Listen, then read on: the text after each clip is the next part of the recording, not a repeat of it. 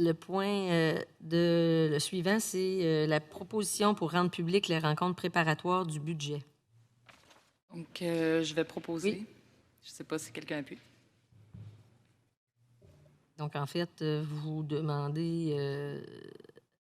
peut-être expliquer un petit peu. Oui, ben en fait, je proposerais de tout simplement le lire parce que c'est ce qui est de plus simple. Donc, considérant que la transparence et l'intégration des citoyens et citoyennes dans le processus décisionnel sont des valeurs chères à la ville de Sherbrooke, comme le rappelle notre politique de consultation citoyenne, considérant que le budget est un outil déterminant autant pour fixer le niveau de taxation que pour déterminer la nature et la qualité des services offerts à la population, considérant que le conseil municipal tiendra des rencontres préparatoires du budget prochainement, considérant que ces rencontres préparatoires permettent de réfléchir aux orientations générales et particulières de l'administration municipale et que cette réflexion devrait être accessible aux citoyens et citoyennes, considérant que d'autres grandes villes telles que Gatineau et Montréal rendent publiques les discussions des élus et élus sur le budget.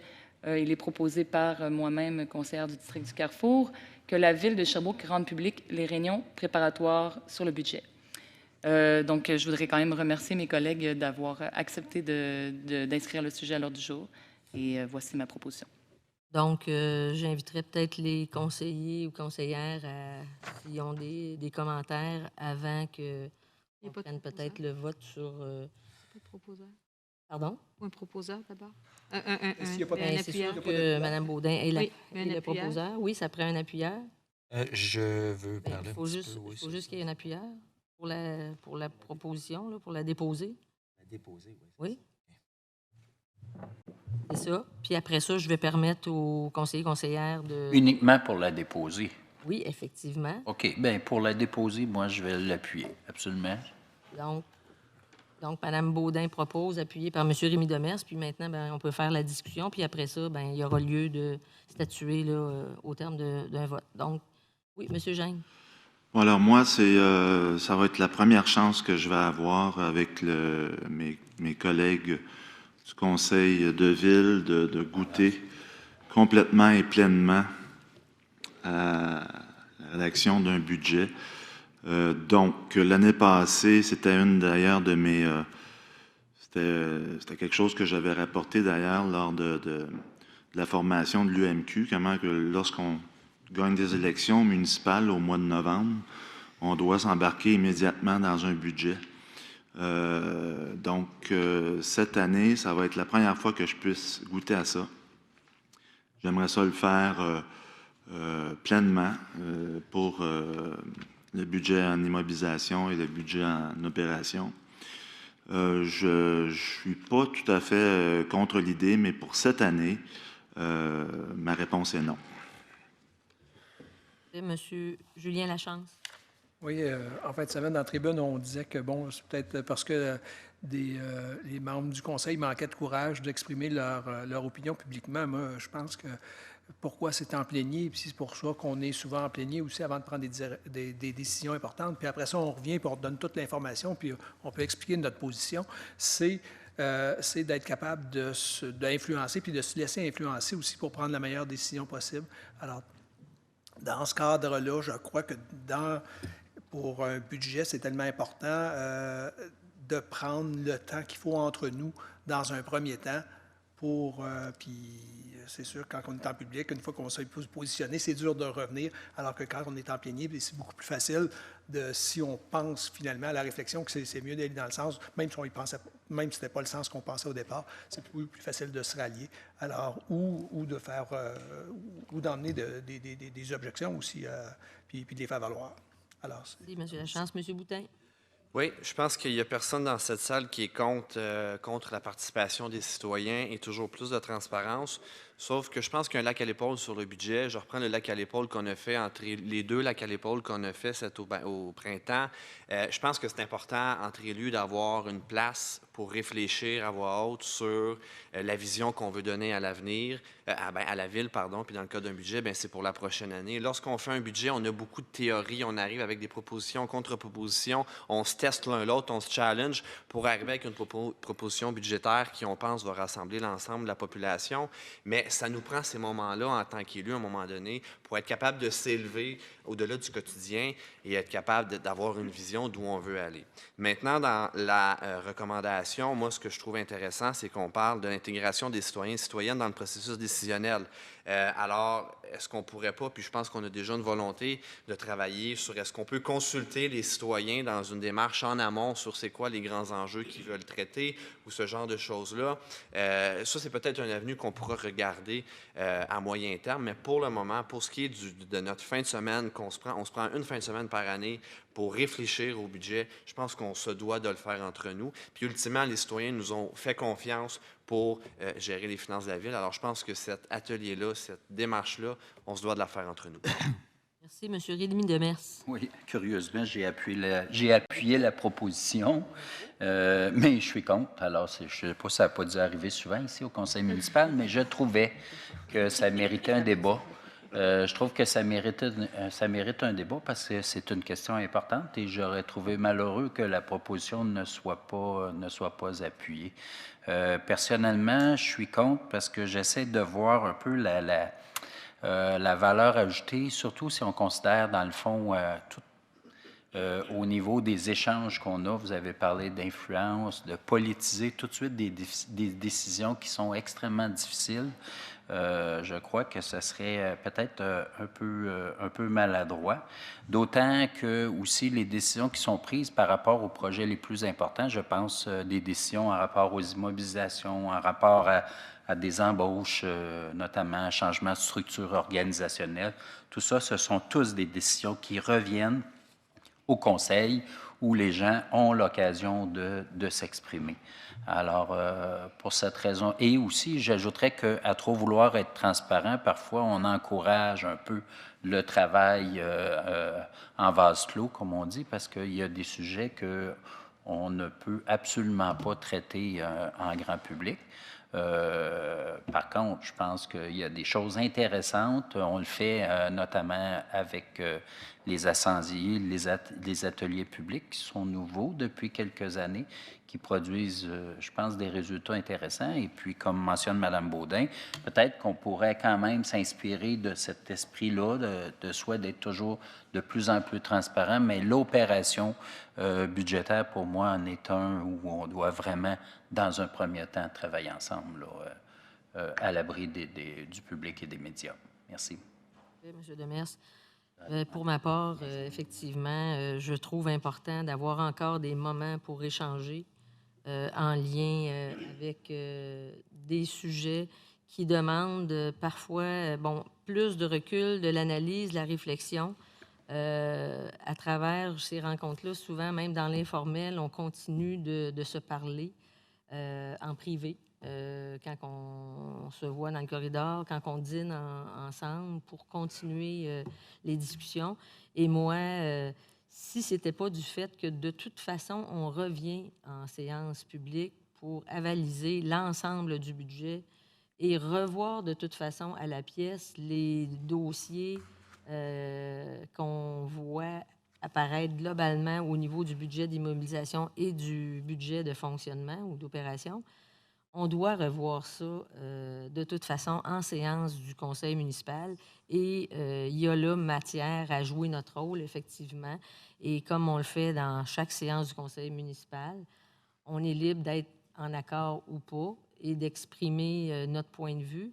Mais je considère aussi que ça fait partie de nos fonctions. Les gens nous ont élus pour qu'on prenne des décisions et on est imputable, effectivement, de ces décisions-là.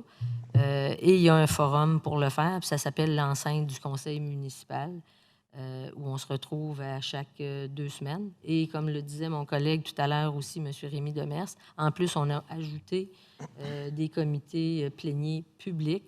Donc, je pense qu'on fait preuve aussi quand même d'ouverture, mais je pense qu'un exercice budgétaire, comme c'est vrai aussi au sein des conseils d'administration, on ne fait pas les séances en présence des employés ou des membres d'une organisation parce que parfois, les gens ont besoin de discuter entre eux pour s'auto-influencer et arriver à déposer quelque chose qui va être plus final et pour lequel parfois, des gens vont faire certains compromis. et d'essayer de trouver, bon, parfois un consensus, mais vous le savez très bien, n'importe qui peut être d'accord ou pas d'accord avec les sujets qui demandent une résolution du conseil municipal, et on va continuer de le faire de cette façon-là, comme pour le sujet que vous amenez, Madame Baudin. Alors, oui, il y a quelqu'un d'autre à droite qui voulait... Oui, Monsieur Tremblay, excusez-moi. Alors, en résumé, je dirais, il y a toujours, on dit toujours wow puis go. Dans ce cas-ci, ça va être wow dans mon cas. Je vais, encore une fois, je pense que même nous, comme conseil, on a encore énormément de travail à déterminer quels vont être nos objectifs, nos priorités aussi côté budgétaire pour l'an prochain. Ça, c'est de un. De deux, je pense que c'est pas l'endroit non plus pour se faire du capital politique. On est là pour vraiment regarder les choses entre nous, les analyser. Puis oui, les jeunes nous ont élus pour prendre des décisions. Je pense que c'est ce à quoi ils s'attendent de nous. Ils s'attendent surtout qu'on prenne en considération justement leurs souhaits, leurs inquiétudes, puis aussi on a été élus pour défendre justement leurs intérêts. C'est ce que je compte faire. Puis pour reprendre les paroles de mon confrère, M. Gingres, effectivement, l'an passé, on est arrivé ici dans un premier exercice budgétaire où on n'a pas eu, on n'était pas nécessairement prêt et apte à voir tout ce qu'il y avait à l'intérieur de ça. Donc, raison de plus pour que cette année, l'ensemble du conseil, on puisse s'approprier vraiment tous les enjeux, en discuter entre nous.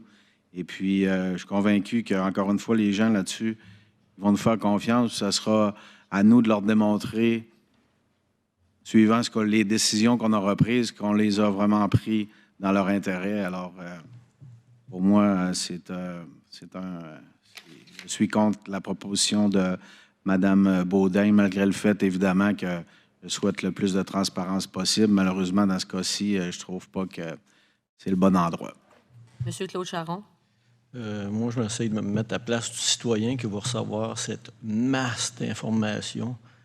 Je compare ça un petit peu à un château de cartes, où c'est qu'on manipule des argents, puis on fait des décisions, puis c'est un environnement très fragile. Donc, les citoyens vont se faire des idées sur des situations, mais s'ils n'ont pas toute l'information, c'est là que je vois le danger, parce que c'est beaucoup d'informations que nous autres, on a difficulté à maîtriser, j'imagine, le citoyen. Donc, c'est pour ça que je suis pas en faveur. Madame Chantal L'Espérance. Oui. Alors, nous avons été élus pour prendre les meilleures décisions pour la population, en fait, pour l'intérêt collectif. On est là pour mesurer, en fait, lorsqu'on prend des décisions sur un budget puis qu'on prend des discussions, on mesure les enjeux, on élabore des stratégies, on veut développer notre ville sur tous les plans. En fait, pas seulement sur un plan en particulier, mais sur tous les plans, et particulièrement le développement durable. Donc, on parle du développement économique, du développement social communautaire, du développement environnemental, du développement culturel, puisque ce sont les piliers du développement durable. Alors, il y a des bonnes discussions là-dessus. Et je pense que les ateliers et les pléniers, c'est ce qui mène finalement aux décisions au conseil municipal public lorsqu'on adopte le budget. Ça appartient aux élus. Nous sommes les représentants de la population. Nous avons été dûment élus pour ce faire.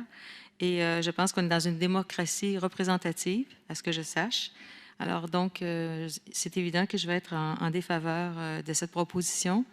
Et sans enlever le droit de parole à personne, là, je vais demander le vote, Madame la Présidente, lorsque vous aurez épuisé votre liste de gens qui veulent parler. Oui, parce que j'ai d'autres personnes qui veulent intervenir. Merci, Madame L'Espérance. Madame Karine Godbout. Oui.